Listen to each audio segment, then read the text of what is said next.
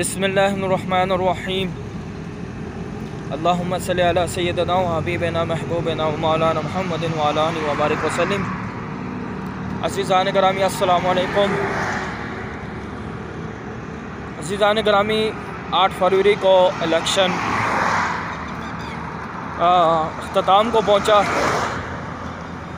और पूरा यानी 8 फरवरी को जो कौमी इलेक्शन हुआ है, इसके हवाले से मैं अपना एक मुशाहिदा या अपना ओपिनियन आपको पेश करना चाहता हूँ। बात यह है कि 8 फरवरी को जो इलेक्शन हुआ है, उसमें मैंने ख़ुद ये देखा, मैंने ख़ुद ये महसूस किया कि इस इलेक्शन से आवाम जो है वो काफ़ी हद तक मुतमईन नहीं थी।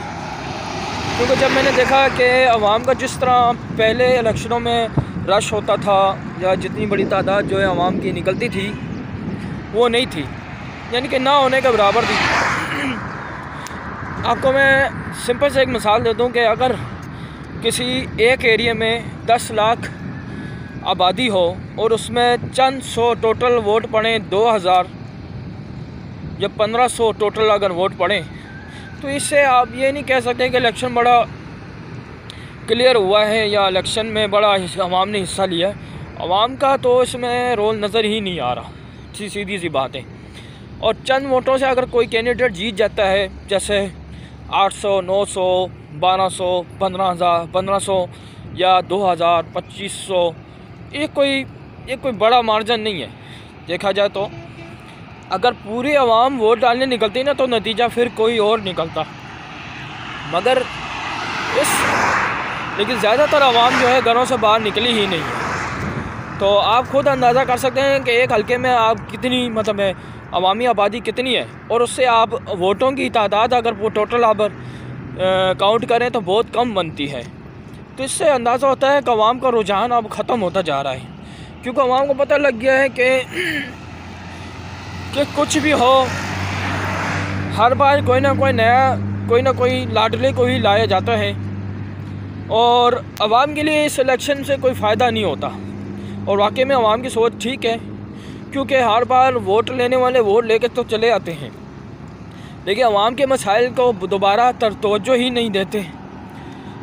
तो इस इलेक्शन को मैं भी यही समझता हूँ कि इतना क्लियर नहीं हुआ, क्योंकि आवाम का ज़्यादातर इसमें उन्होंने वोटों में हिस्सा ही नहीं लिया। मैं अपने इलाके की बात कर रहा हूँ ज़्यादातर, कि बहुत कम तादाद थी आवाम की। जिस तरह पहले कई सालों पहले जिस तरह रश होता था, वो अब देखने में नहीं आ रहा। मुसलसल रश जो है वो अब टूटता जा रहा है। तो आवाम का इलेक्शन से बिल्कुल दिल जो है ना, बिल्कुल जो पहले जिस तरह मुतमईन होता था, ऐसा नहीं है। तो काफ़ी हद तक जो है आवाम का अब इलेक्शन से बिल्कुल दिलचस्पी ही ख़त्म हो गई है। वोट कास्ट करने की जो थी दिलचस्पी ख़त्म होती जा रही है। इसकी सबसे बड़ी वजह यह है कि पाकिस्तान में साफ शफाफ सिस्टम का ना होना है। और यानी आवाम अगर जिसको वोट डालना चाहे वो ना जीते, और जिसको वोट पड़ा ही ना हो वो जीत जाए, तो ये एक बड़ी ही समझ से बालातर है ये। और ये लॉजिक जो है किसी को समझ नहीं आती।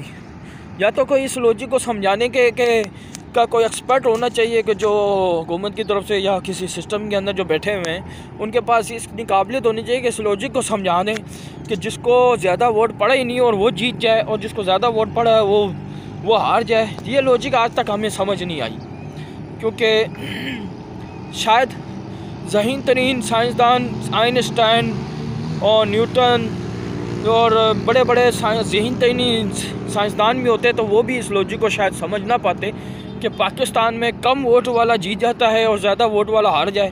तो ये थोड़ा समझ से बालातर होता है। खैर, मैं अपना एक ज़ाती वो तजर्बा आपसे शेयर कर रहा था। मुझे नहीं पता बाकी सूबों में कैसा वोट का क्या रुझान रहा है, लेकिन मैं अपने अंदाजे से बता रहा हूँ कि अगर करोड़ों की आबादी वाले शहर कराची में चंद लाख भी वोट ना पड़े हो टोटल मिला के, और 50 लाख भी पूरे ना पड़ें तो फिर इसका मतलब यही है कि आवाम का रुझान जो है वो इलेक्शन या वोट की तरफ बिल्कुल भी नहीं है, क्योंकि वो इस सिस्टम से बिल्कुल नाला हैं।